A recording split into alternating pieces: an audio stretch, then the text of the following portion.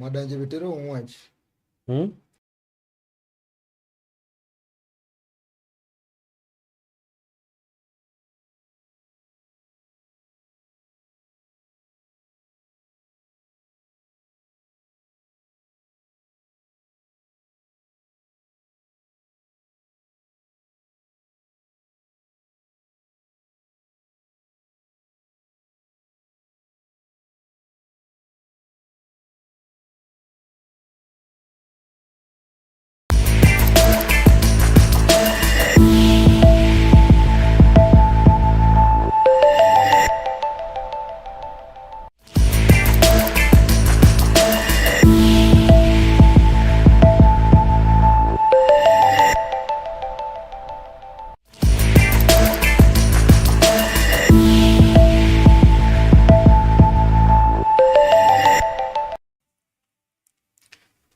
Mana kamano ya koram gajuanka mara mitira ka utulu makende maru wakie chendro no mara telo no mara dekni koram gajuanka mabende no manyise kacha ne kochopo kar saboro wadhi mpaka kachel koda rawara no matin mabende ilungu ni Lennox Omondi mano be wodo na ginya koram gajuang mabende wada unyini to wacho na koram gajuang gino mabende wada go mbaka yani to segande chalo na koram gajuang kaka bende rawera mabende koro doreka tie county no makisumu nito chalo na de kamara mara mitire aka utulu makende maru wakini idony mangenye chunyo Nagi TV adundo jaluka mabende wadhogo mbaka nyaka ango chopo kacha sochi kwenye koramge juang koponi in kacha gioto mora mabende nyalo ronwa kacha unaotini Facebook page mora chunyo Nagi TV, YouTube page mora chunyo on Nagi TV, TikTok chunyo on Nagi TV kama te channel and Steve James aka Nyakwar Nyaronyi 1 aneno kosa mkacha sa Oborogi odong taka pagareyo mondoro mkacha sochi kwenye koramge juang tarik podamna tarik podoko da beach iga tarik podoko beach domara burial egana podoko da beach to window na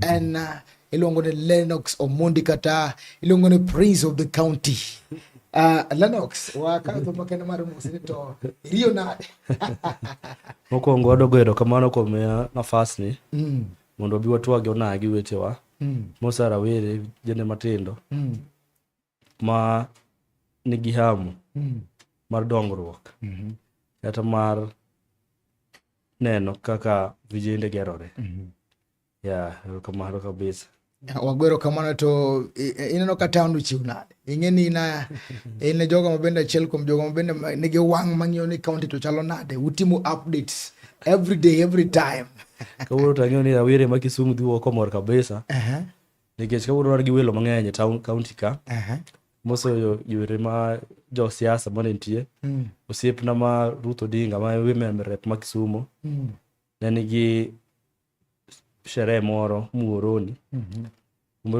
oyawo gimoro luongo ni Okumba Sacco ma oyawo mondo okony mine mondo oyud we maginyalo jiwruok to giyud we maginyalo konyruok wechegi mag ohala ma en gima gore pongezi to wendo modhial kanyo neno ka en namba 2 piny ma Kenya miluongo ni His Excellency Kithure Kindiki wane kanyo be aneno ka jaluet rais ma Faruk Kibet nitie kanyo be aneno Opiyo Wandayi ma en waziri mar kawi koro giwelo be moa Kisumu mang'eny modhi kuno koro ang'o ni vijende dhi kuno gi weyo moro matin yani koro wala town kawuono bedo mamor alafu kawuono be wane weekend town chacho gavana webe kawuono gimomiyo lewa adwa kwayo ng'uono kuom jowinjo gavana Ngire Professor Anyang' Nyong'o gokinyi ne nigi welo mokwongo no wan gi cabinet minister mar water iluonge ni Eric Mugaa obiro ka okelo na project ma worth 10.6 billion ma pesa ni idhi ne kiloso go a new sewerage plant manyien area Mogutu Onglo sani neno rais be nobiro ka timo affordable housing koro ute manyien migero ka Lumumba Makasembo Anderson koro iloso negi a new sewer system mane jopiny complain ni sewer mar existing cha dhi konyo gi nade koro ng'e ni pesa osedonjo town ka koro tich madwa tire Lennox ni kaka rawera mabende ng'eni koro wige maber kabisa ng'adi ng'eny giwacho ga ni most of these projects gin ga PR inyalo wacho na kaka jalo mabende koro nie county to chiegni gi Professor Ngire Anyang' Nyong'o ko awere maneno gini ka adwa nyisou ni Profesa Anyang' Nyong'o ok en ja PR. Ma gavana ma nang'eyo kapod atin chakre ndaloga kapod an e mbalariany ma Maseno ka kuma some. To aseneno vision ma en go gi jo Kisumu gi kaka ojitolea Muhanga mondo oger Kisumu. Kisumu ka nodonjo ka en town ma onge oda to sani king'iyo Kisumu nitie mpangilio kamoro amora, chiro itimo, joma uso gi kuma ler. Nitie town kinya wuotho imbe imor. The hewa mi ywayo is clean air through everywhere. To ma en gik moko ma Nyong'o osetimo. Chon kowachako jo sirikal ni kiwuok ka nyaka Donga ndara ne onge, ne chuodho lilo. Sani wan gi lam ma less than 3 minutes. Isechopo Dunga waterfront kacha. Chon Tilapia Beach ka ne nitie malo ka Busta railway Molokon. Gimpangilio ma Nyong'o nigo noneno ni ber kogolo gino kanyo otere tie nam kucha kuma odhi yudo nafas maduong' ma joma ng'eny nyatimo ohala, to watalii be nyalo yudo thuolo ka gidhi gineno Kisumu to giyudo hewa maber. Ok town ka kuma odiyore. Winjo kuma waweyono sani wagero rescue center, another multi-billion project magi kadho sani biro neno ka tich tire. Koro abi kara ko wadwa duogo kendo ya pinja ni ka en propaganda. Nyong'o maneno ni nwaweyo ka Mama Grace Onyango kacha en kumoro machalo mana kibanda mok nyatime biashara moro amora. Sani waselose en kumoro maskoro jok mantie e usanii nyadhi mapuonjre ma instruments bende osetero kanyo wik mokalo gana karibu 5 million. Ma isi ma jatelo moyie tiyo na jopiny. Jaramogi ka ko wakawo sukani ne pod it was level 5 hospital. Sani osekero tiende piny, sani en level 6 when national government. Ma higani Jaramogi osemi budget mar 3 million 3 billion. Kona ngokendo momiyo Nyong'o pok otimo yawo. Kama gikanyo Koramga Jwang' kamoro amora mitire akawo thuolo makende mar rwakini donj mang'eny Koramga Jwang'. Wadago mbaka kandi to gino mabende nwadwa ng'eyo maduong' kanyo en ni to Lennox Omondi en jalo machalo nade Koramga Jwang' nikech jogo mang'eny bende mabende oseganene mana Kisumu County, moko wacho mara kawuono wan kaachiel koda Lennox Omondi. Wadago mbaka ne to Lennox Omondi nochako nade mabende koro yudore e Kisumu County. Mabende kuro tiyo kan Lennox Omondi kwa chaka duki chini mana mati Lennox jakanye aja Kisumu ka Nyakwar, Kisumu West sub county ka. Jiswane ni somango Kisumu ka aboro nudwar ng'eyo mbaka na. Yes. Chema yo nyisou. An onyuola boma Nairobi kamoro miluongo ni Area 4. Kanye mane babawa nitie. Babawa nitiyo Kenya Power. Kuma iluongo ni Butu Utalii College kanyo mono tiye. Koro gotiyo kanyo mwadonge to nasomo kamoro, nachako school moro iluongo ni Karura Forest. From Karura Forest kanyo masome to dhi mbele to wuonwa nochako kanyo joma ongego. To wuonwa ni enga mosemiyaga jiwo matiyo matek. Nikech nochako dak e ot ma en 1 room. To nodak kanyo gi owetega ma nyithi owete wuonwa moko. Koro neno ko wacharre kama to wuonwa temo nikech nodwaro mondo wagroup ko wang'eyo ni wan owete wate onge baguzi kamoro amora to nyaka wati matek mondo oyud gima ber. Koro from kanyo wuok war bedroom wadhi to bedroom. Gima maber wuonwa ka jabidino to dhi onyiewo lowo kamoro dongo ni Ruai. Koro mwagede. Koro kwa kanyo kuro abu kuro from Karura Forest Primary to wadhi wadak kuro Ruai. Kuro Ruai kanyo masome matimo class 8 school no Tulibats Academy. From Tulibats Academy nakalo teach mana timo that time was the most gimana I was preoccupied most an altar boy. Yeah, kanisa Nyathi Mungu. Nyathi Mungu. Ma kata galugo digi mona nzeki asabe altar boy mare.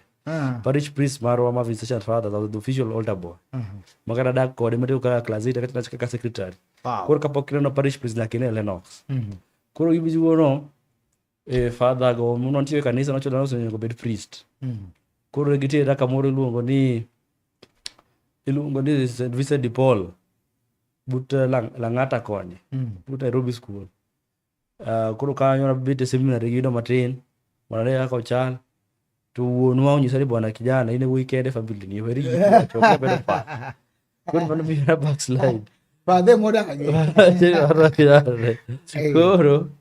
koro dhi mbele koro liluongo ji school koro luongo chula imbo to noluongo Kisumu boys koro kadhi Kisumu boys barua obiro madhi nyaka skul ifaruo tera bang'e matin to father wagocho ne bwana namanyo ni skul moro long Tabitha Solera Mumias kucha koro wadro mde dhi skul no to skul no chal nado is a day and boarding school but koro monde dhi being that I was bred in a Christianity kabisa I believed father chamayo ngata wuonwa koro nyiso uro kata Kisumu boys go werigo an olera kuche madhi osiepe kana chopo kuno nayudo kata life tech nikech wachane school mani pinye kabisa is a district like a district school tingo ni wuok kumoro machalo kaka provincial no national school district to ngi father no se nyo everything asatimo asa report koro Kenya Derby onge koro you feel disappointed very disappointed ikara mai gimana dhiye bora wacho ni yecho ni Nyasaye koso chano gimoro timo koro bet kanya mvumilivu somo kanyo ya 1 ya 2 ya 3 nataka kuchendo matende kora temo manyo yo manyo ke skulu ro makoro dawa the late mobiro fadhena longo dawa mondo biolo skoda mondo yie tiek school ka to kada oro biro loso koda I saw the sense kitano ka wuono be struggle yes ngi pesa kidi goro ngi mahitaji ma ngi jok mang'eny mochulo negi fees so I decided ni atiek kanyo Nyasaye be ng'ama ber nokoera down kura tieko skulu no but in 2011 I sat for my KCSE and I scored a B+. Wow. And I was called to Maseno University. Koro kulunga Maseno ka mane ko kaka ngima na Nairobi chana chako lal. Nikachengia nanu kijana mwana mta. Doge reserve. Prane dalaka. Koro I think for the first time mano kana dugu koni bang university machako the dalaga smoke for holiday most of the time. Duko grobe ne abiru kana dala dichia. Koro Kisumu kana poda kia maber. Koro uchawa kama naonye first year Maseno kanyo koro kanyo mangima na ochake taporo di kanyo Nyasaye wacho ni bwana badastiri nantie Maseno kanyo so poro ni Nyasaye ni osebedo jakora kamora mora madhi nikech ya mara donjo Maseno the first week modonjo school to gimoro ilongo kaka orientation ma freshers bash something like that, a small one, and there was some dancing competition kanyo dancing competition no kijana mamta kijana mungeo Ananga marikni ambe adoje stage kaya chori ambe wadotemo miyo jogiri ambe angi uwezo moro angi skills moko omera kano kertho I was the best of the stage mtoto mesa miel moengo jomo boko because no one gets styles but latest jogwe ngionge go wan jomo na road yona kwa jogwe so that was my turning points because kwa kanyo tewa jo Safaricom through Safaricom activate no biroga a week after that function kunte nyako moro sani notio sia protio liaison ne group nyiri moko mane ne gin talanta kabisa kijana moro longo fosi na pudo there are a lot of people nyako ni nyinge lal na matin nya bandu moro koro gin jama moro ni MC jamta jogi moro identify ya to kugisoye committee mar jo entertainment gidin madhen no luongo ni dean of this or our time the dean of that time dingo lal kumi matin koro mado entertainment at first year less than 1 month in campus koro chako bedo ja kusema tan first month kore winji na first year voice of the people wana jo mata egicha koro odhi koro campaigns ochako koro ndio siepa moro mono senindo higa achiel kamoro iluongo ni Charles Juma no identify ka ng'ama rikni to noneno kaka our year miss first years go no hera because of the social person pull crowd koro ngisa ni recruit e campaign mar osipra moro iluongo ni James Okumu koro kanyo mana chake siasa koro I use that opportunity the wisdom to mobilize first years man was there go very tough. It was a very Okumu was campaigning against a guy called Kipkazi. Mu was a challenging against the Luos. And you know, politics campus certainly national car every tribal. And so you have to nyakimanya we me you play around with it mondo ugwa mate. Koro mondi appeal to jokabinde moko. To not you money tija. So na no kawa kanyo mo campaign ngacha James Okumu the president. Tumono Okumu the president mar Somu. I think I'm the only first year I'm nominated to Somu. Somu was a student organization Maseno University. Kuro nana editorial committee mar Somu. Mane cover activities ma different madhimbe campus. To jatendwa kanyo ilongo ni James Achego. James Achego sani an head of editing mar kanin Maseno kani ka course mane by this time. Anako kana Maseno. Natimo development studies. Development studies are political science, international relations, and development studies itself. But courses moko mano watimo negia communication. A part of the courses mano watimo yeka. Koro mae matimo. Koro rojisi political journey. Koro kawo kanyo, bukan first year ni. Ko the second year koro nador chung. Nadwa chung koro secondary koro nanyoni agi ground aligi ji kaso ambi bok nokinyanyo nan first year kisigiwa mono chako dake chon ok mo aggressive chakra chon koro ninya paro nan fourth year most of my friends for years look I'll relate with my fellow first years so gimano gola oko ebo mi ona ro nyisi gima jikia ana kedulu ni kedulu because ko dake cha no ko do ngado ngani ajaluo era sad koro abiro puonjora dholuo kan Maseno ka dake gi family mano was the rule ma your family okay for my family kaka wan wadongo because you know no kudwa mondo jonge nun joluo yes you understand kaka environment modake non modake okuche gi Okamba okay kumodake roi kocha koro joluo nagi jok moko mningi gari jok moko resistant so we are not proud of our tribe. You understand? So when I came to Maseno, is what Emakora realized like a luo ni and gimoro maduong. Ma gimonya kwa bed go proud of. Kuro that's mo kanyo na punjo ya dholuo. Nikech mana do chumo kongo joluo no wacho ni akunya kona kura nikech okonya address gi dholuo. Winjo. Magi ne kama. Ma ko no baya. Ma kuro sekora time takate mo chung Maseno kanyo. Kuro yudo ka Okuyu moro semiga komno to Maseno kom mane pek na kom mar president gi director attainment because director attainment mana ngi budget more over 2 million per month 2 million per month to arbaran to ine mi control anyo gimitimo gi pango tich kuro magi mana naneno ka Okuyu moro chacho ni bana ambe gir nyaka tim to Okuyu ni okane ka miyo ntino gima gitino gidwaro tadier manya sai kaka Maseno mi a chance mondo adhi around for that thing po joluo mang'eny no ko believe kuoma ero mondo gimi Okuyu because time chawedo ka the politics moro ne peke Kenya ka mar kuso mane Babu Owino ne president mar kuso no Kenya University Student Organizations to Maseno ka gamilongo ni Chalo Juma nengi leaders across the country kura mbera donjo giche githuon to giche kumanya donjo go into entertainment nikech akado komora ma jibedo ko mane gigi moro kura wacho di entertainment ne madwa chimora gotir koro ne pek nikech Okuyu ni beno makre kabisa ne makre mboko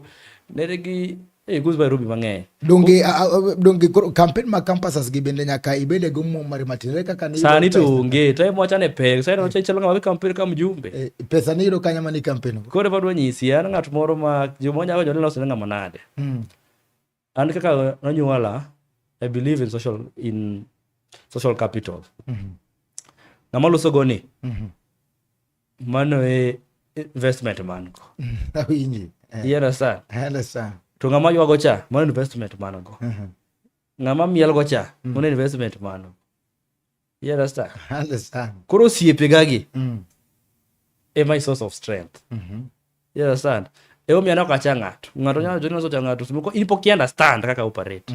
Ki understand ibiro gero ng'ama maber. You understand? But ok understand so ng'ano charge. You understand? But majority monge kaka operate. They know mago get and ng'ama moro mongeyo and appreciate friends.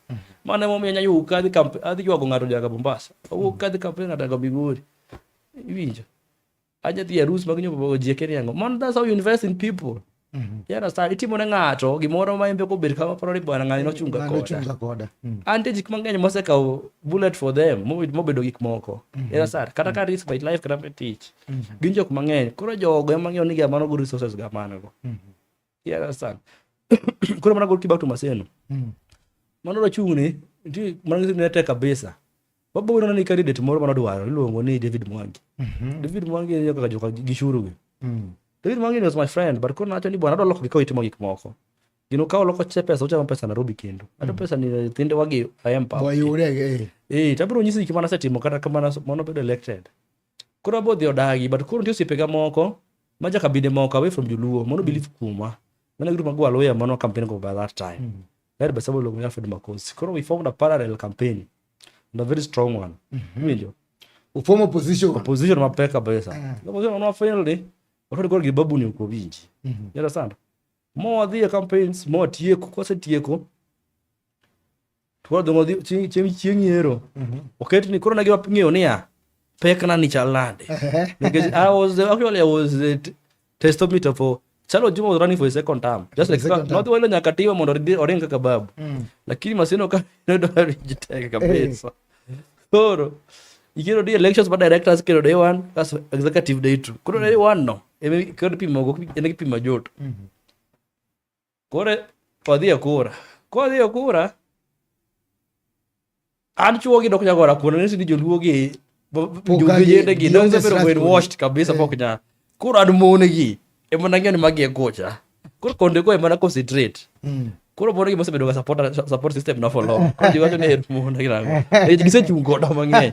Mone gi no mi akura. Ma wuoro. Ma mbe pi wang' uchwe. Rayombo mabor. Magara kapok olanda. Babu wino mogona simu. Ni Lennox. Congratulations. Ang'o ni iseyombo. Koro mondo ikonya. Adoro mondo ikony chalo. Koro goni simu. Adoro mondo ikony na chalo. Chalo wi. Adoro mondo kawuono gotieno ni declare ni idhi kampo aluya gi in idhi kapod chalo. Awacho ni ok timo kamano siya. Ang'o ma nonyisi kamano? Nikech nong'eyo ni umba pek. Nikech nong'eyo ni an matero wave cha. Osiepe kama ng'eny bende wuok okonyo mono support kisiasa. Ono fanda. Momiyo adok daga jok machalo Dr. Ron gi niwaro kamano. Moko jok mono chako support kapod ane campus. Dr. Ron? Kapod ane campus? Campus, chon.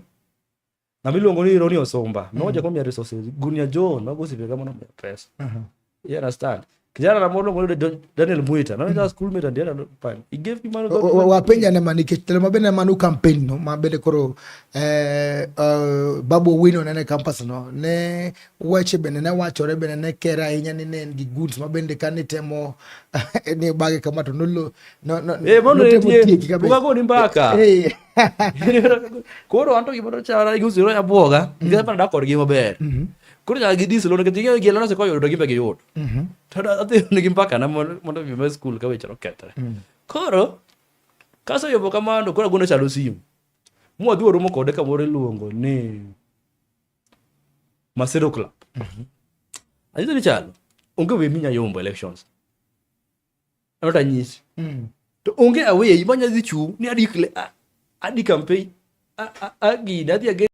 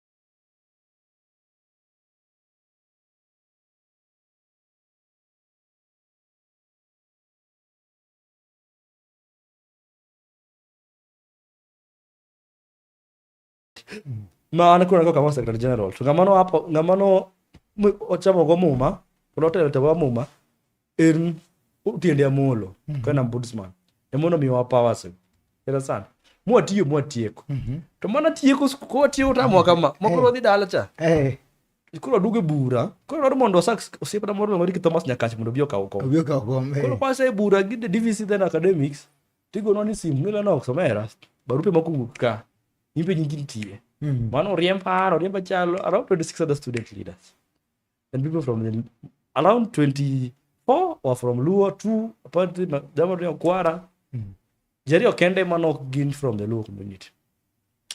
Koro our only hope was Makawiti. To Makawiti ni kogune simu embu nyiso ni riembe. To ji ko barua from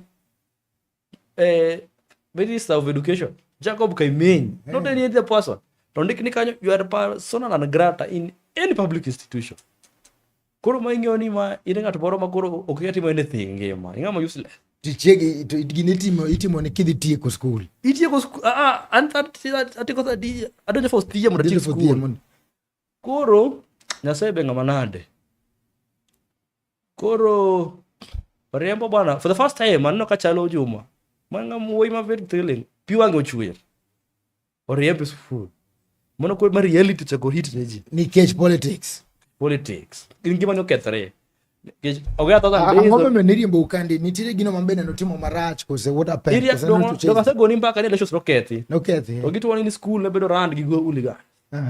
Yeah, so this was the reason why you bedo something like. Eh, tinyo ni ana an executive. To ame koro wacho ni mana sponsor jogre giche dangisi mana ngi omom. Ko ginyo go. Koro an mafande gi. Yeah, that's that. Koro koze riemba to sometime of the disciplinary. Bon, but video tiko te timore to wacho ni manya ko dhi e court. Koro manyo wakili moro town ka koro longo nyinge. Wakili Rebecca Wacheringo. Ano ka chali school sekete fuko ko wacho gik modoro mondo winji. Koro manyo wakili moro. E mondo joge ng'wecho chopo kamoro joge ng'isa ni bwana los mondo koro mana ka individual case. Mondo winji wach ni mondo withdraw case ni e court. We need compensation for the time wasted in some of money.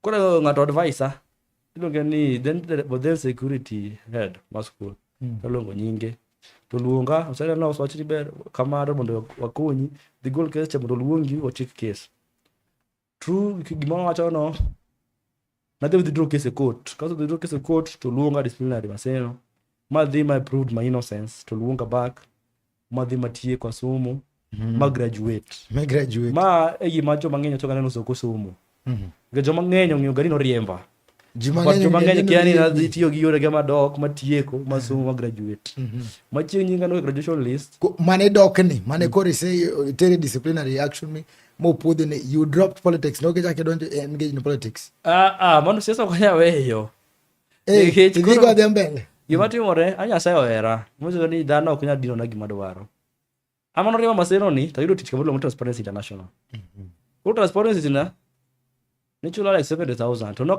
kanyiso jatelo kata chanyo riembo school kura na tiyo kaka intern kuro bang'e kaseng'iyo kode mosewesachiko kode ari adek ma koro confidence osegin kuoma koro besedi bod ng'ano riembo koro gin jok monomiyaga paro madhiga mar dok e school mar dok e monyo lawyer moro mondo tie case no kethi koro case no kethi pod atiyo transparency transparency is the first place but atiye to kaje mono puonja a lot of integrity issues ma agono yera coming from your chance no get chance no it was energy manoko otherwise I would have lost hope in life ene sani to sipewa moko mono weyo masani ngimo ketre kuom ke you understand to under the chance ma do transparency no mi mijingo to me practical experience to pesa bi manantie go mo sustain myself manya katiko cases gamba manitiere osipegi moko out of this 24 ntiere jogo mabene nokodo chance modo ki school mutiko chalo my late friend otoka pokodo ki school Michael Rafael gacha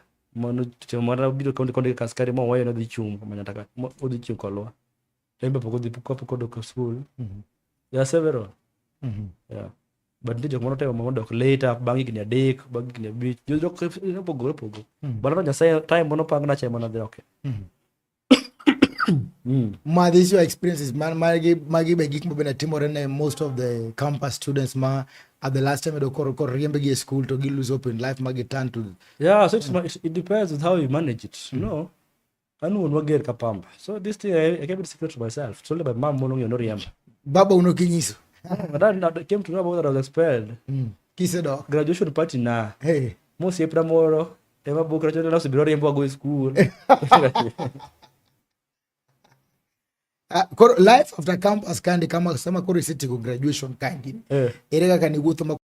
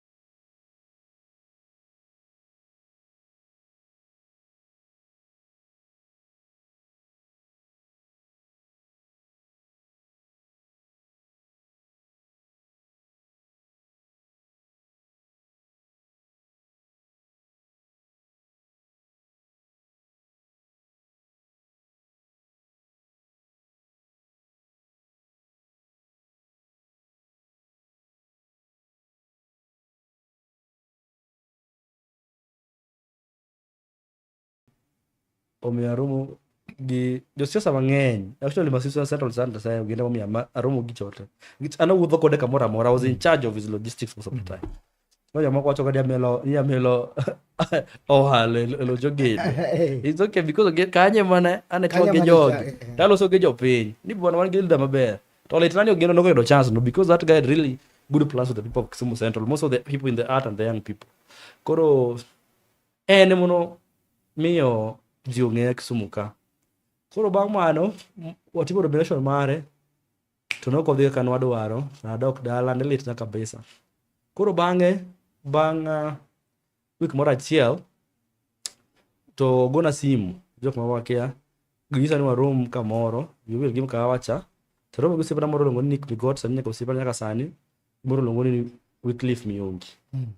To ginyiso ni Lennox Governor Nyong'o is going for campaigns and we want you in his team. So basically mwadwaro mondo bi he take charge of all the campaigns and communication for his campaigns. Anake kuma gini yo koro nyaka goch ne Godfather nani bwana. Yo iluongo ka Nyong'o kocha. To atim nade? So ogendo nyisa ni bwana.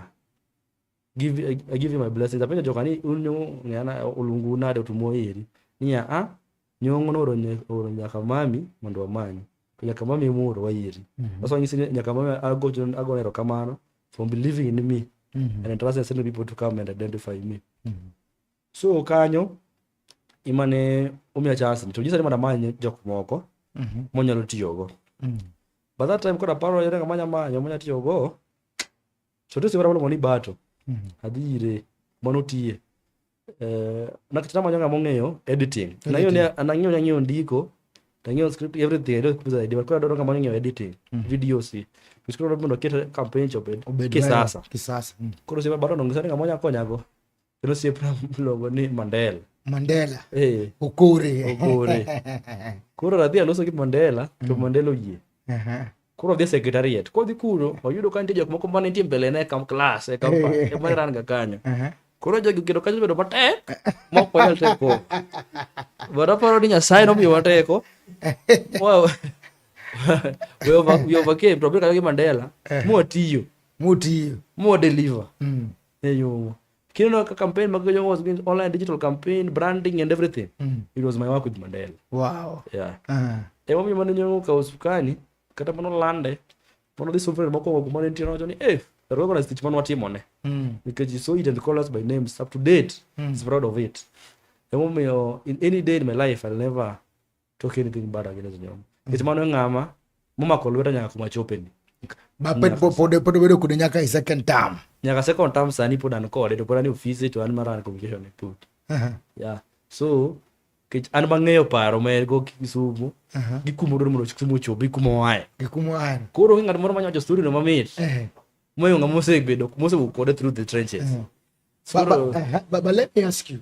Hapa ni ndalo mabende Nyong'o ne kayo mondo idhi head his campaign team. You are still a young man.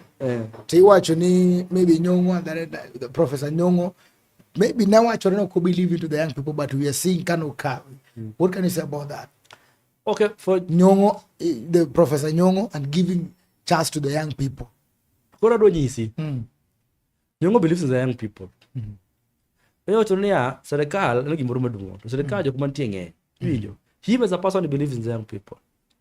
The moment to date, Oketa, one man ran most of his communication things, channels. You understand?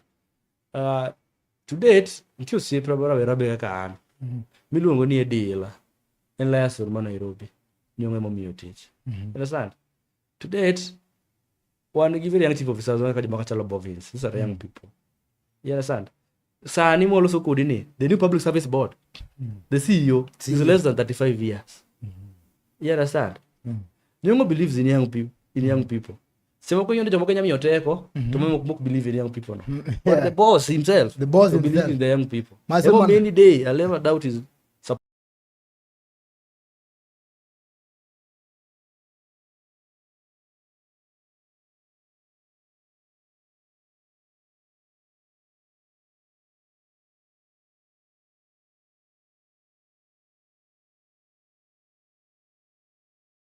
Nyong'o really believes in the youth because you know the youths are the future of tomorrow. Because MB and you there.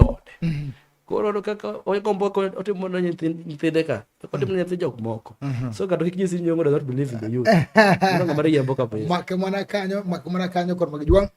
Wada di break matin kang wadugo to wada di gomba kacha mamito ni kor magjuang. Weche ng'eny.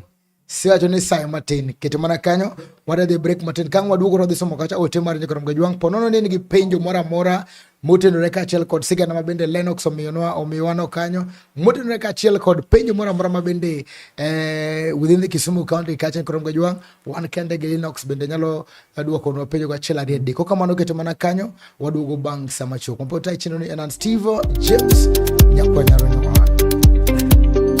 winjo wach inyonga gi weche winjo winjo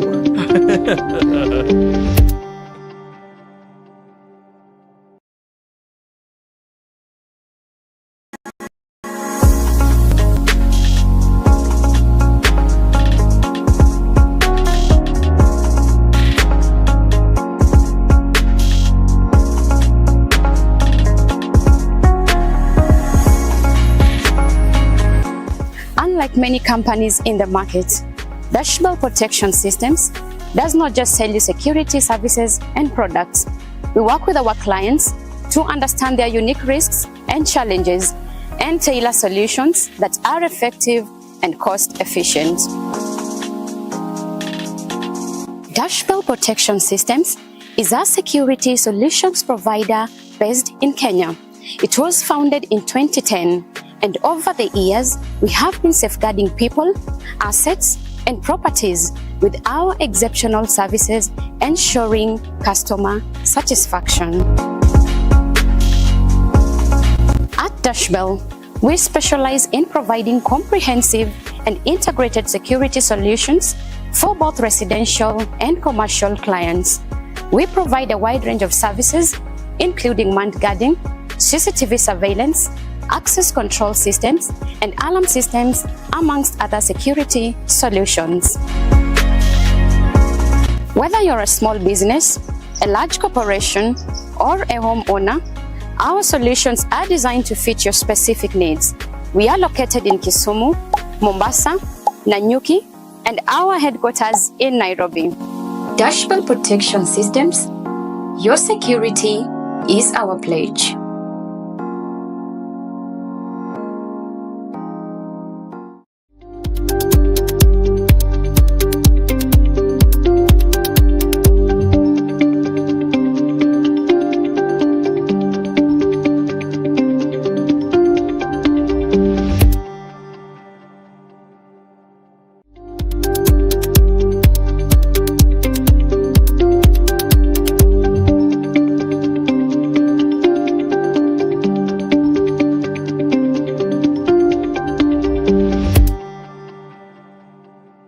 jwanka mara mintiro chako dugo kende telo no mara Rio kidine mogik ni koram jwanka mabende wago mbaka kande kachiel koda Linux mai Genzi makisumu county ne koram jwanka mabende nie county kacha wago koda mbaka kacha konyiso ni to seganda chalo nade kacha loko tich mabendo tiyo Kisumu county kandi we monda kauthulu makena monda soma ne oti mabende wanagodo kandi wanaka gilongo ni Otale Press wacho ni ngis Lennox Omondi captain ni Amose from Kisumu East. Is anyway to mark social media communication and the best. Cow. Come on. Lennox, yemunda penya neto watch moro wacho reka ndiye mang'eny kabisa. Moko ngonyiso gi kama bena ni somo political science gi ilongo development. Political science development studies gi international relations. Sani ni media department mar office governor nyanyo. Media department. Gini ne somo jatel. Mono question maber, ero kamano kuom gol pejo no. Aro wacho ni communication ka king'iyo kata qualification moro midwaro go. Iwacho ng'ato moro gimoro luongo ni any social science can run it because mana ndie campus na the communication classes. Finjo. Mono katimo development studies kata gi international relations. Somo communication classes. But koro mana satieko campus kama na ng'iyo ni my field man gi interest. Koro I did at least on courses in digital communication. Mantiego. But I said the trainings mang'eny mad media council. Koro I have a lot of training in communication. Apart from that, I say I'm a registered member. Mar PRSK. Mas public relations committee ayo inge Bena media council. You're a member of media council. Koro, so long as qualifications I'm a registered member of those things. Apparently that gives you qualification there. Ningani is qualified. He's qualified. To again, manas banka city go undergraduate mara. Not their team of masters in project planning and management. Management ma UN. Which fundamenta. To August ni September kabi. Be say apply. Masa yodo chance. Hida sama. Ati donja Khan University, ati timo corporate communication. Koro jama wacho communication go. Waro migamba nyien. Karo ko gudu mar communication. Koro med experience masa yodo ni. Koro ndo. Wadi mbele so jope ngia Kenya. With communication ni. Ngato nyalo wacho ni tang'omi Lennox pod medo somo to en gi tich mabedo ti county kandi. Omera. Iwacho ni education, knowledge is power. Knowledge is power. You know the moment with the school misomo, challenges kata questions moko ma jo pinji gi. Ibiro penjo gi ibiro go yo mopogore. You understand? Ine no siasa moti yene. Emi yudo kata japen, yanyore gi professor. Iwinjo. To kidhi e school, ibiro understand yo japen yanyo professor. Ibiro understand. Kore mo miyo kata imbe. Kaja kupoko wacho kuomi. Tika mosomo. There's a way you carry out yourself. But go kisomo, ibiro ni ngani nyaka go. Yeah, sir. That's the difference. Mar bedo educated, gino bedo educated. Because there are some values misomo, kata mi learn through education ka. Yeah, sir. To we konyi e tiji mitimoni. Iwinjo. Ina no communication iso I communicate ikma departments te karibu apar mar county team. Agriculture, weche mag pur, weche mag afya, weche mag somo, all these. Koro nyaka bedni somo. Koro emo me project planning na majipejo na so the team master the project planning. Koro wacho ni sani is the enroll in the team of communication is chaka August. Chako September. Wapenje ne why do you ang'ome dwa chako mana September? Nitiere gino bende koro chapo ji county kandi yuak nitiere ni to karang'omo koro ma Lennox ma marwa uma tije nango. Ala rojo piny. Ugolo nwa jama be mano gole tich chazo diambo. Biro Kisumu county kwani wan maongo jende manyalo tiyo. Kose Lennox onya titi. Kose mae momido school Lennox. Mokwongo rocho school adok nikech ayoro somo. Yero somo. To so the time masomo no it konya mondo ang'e gik mang'eny. You handle a lot of things. So I'm doing it with a lot of passion. Ok ni compete with anybody or ng'ato moro mochuna. En gimoro ma asejitolea mahanga. Ni adwaro. Nikech ambe an gi azimio mara. to asekete chunya ni vile hapo 40 years ambi luonga ni doctor. Doctor, good. Tata bada doctor ka asemedo gi sombe moko. Fagi koko sepe ka babo wino gide machalenja. Je ko vitu jomo somo makoro kata ngado somo credential mari. Kata ido mi tich ngado kunya mai. Because qualifications gi magi work space for themselves. For themselves. Experience de koro isa yodo ko ka. Sigan Charles Odhiambo ni tiwache na. Charles Odhiambo ron kabisa. Mundo bi Kisumu ka. Aporo ne you can never question the appointing authority. To governor Kembre kone mare no ni ber ka Charles biro mondo at least ochaka fresh mondo kony kuma wan no kwa chope. Okini no kota tich not amwa Charles Odhiambo gimakia Charles Odhiambo biro ka governors director governors press unit to obiro mondo kony ana mondo why neza governor gi ka onego beti mo gi maber. To ambe time atin masebedo kode kaka ngama tiyo set bar communication nikech anto to tije mbojali nen coordinating departments moko gi koro Charles okoro dhi wuotho gi governor gi kabisa anto koro ko service gi governor yan teacher gik mondo gine manwano kiwuotho gi governor awuotho kode nikech koro Charles ne onge sama koro Charles obiro tin koro kiwuoth kode no mane inyalo wacho nango abro wuotho kode but koro is the must be need be but koro odo mondo koro mi my information departments wagi you understand nikaka gimoko gi does he mean ni and gi experience cause more qualified Charles is, but yes you cannot doubt it Charles is Correct. over 20 years experience I also need 7 years experience kuro jake yiga ni ya ino matindo ne kuyike ni ngamudung ko luyu you understand to ya matin to imbe sorry Paul kinga matin you must learn you must be ready to learn so that to make it better. Kata time masabedo kode koseti maber go consult where start what team gik moko neno ka amende gik malan kuome to anya ni obni ngado mo baby because my previous boss actually boss na machon en John Oywa koro Oywa ni be awa be koro anya jo be big sumo na to jo boss okdi yo mabe okdi mano gima choko kode bo wacho Lennox do ng'eyo gimomiyo no wuok Homa Bay County mane magima miyo the constitution ma Kisumu County penjo ne to kwana ogole tich kocha because of ABCD ang'o miyo Kisumu County kawe kwani waonge other media personnel kata jok mane nyalo timo tijno mano no karo doko lakini bado ng'eyo dongo ijafuambo gi keyo hapa ni ng'eyo what happened no what your fears bag siasa sasa nicheka mora kata be ngato nyango na gimoro it is me to prove myself okay kata ibe no ka mbele kata kiwa disima kiwa jana jafuambo so baba basa no kata so die court mondo o cancel giro kuro nya court determine ko dinja wacho ngandi bado imakamano that guy is there by right and by qualification ko biro kanyo by favor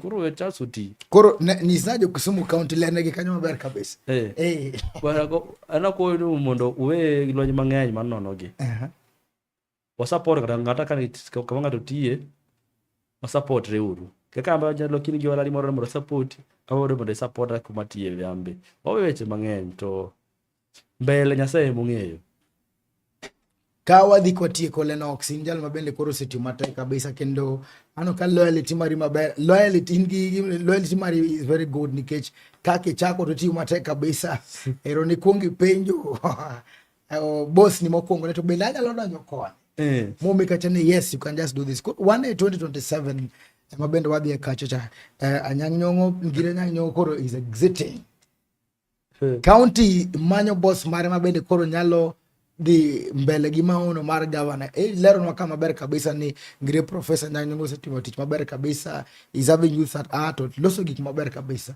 luro ni tiere ni to ng'ama dhi kawo governor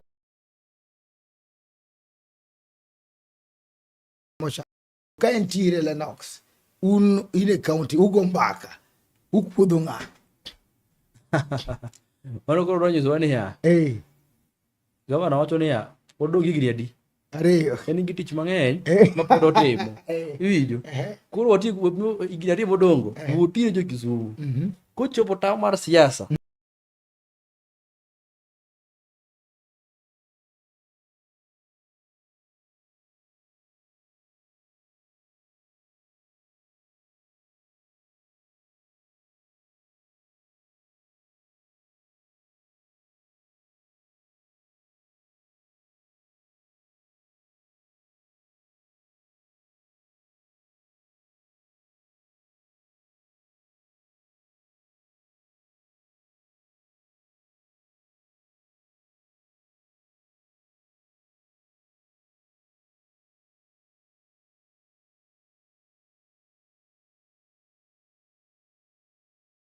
terms of working relations chalo nade? It's very good. For Kisumu is one of a county achiel maji puodho. You have a correct relationship between the governor and the DG.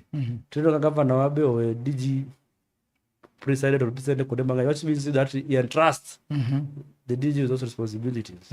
Yeah. Wan ka gilongo ni Churchill Oduor wacho ni wan kae maber kabisa, wan kaji Edwin Gor wacho ni tich maber, keep it up. Mano alumni mar Chulembo Boys. Kamano luongi tiwecha. Karibu sana Edwin Gor, wan kande kachel kod Lennox. Omodi wawedo godo mbaka kani kuram gajwan. Kapoko tiko to adaka Othulma Makende mondo miya ne Lennox po. Nono ni ande wach moro kata ote moro mabende do nyise jo piny kacha. Ochako wacho ni sani Kisumu County wan gi welo mang'eny bende osedonjo omiyo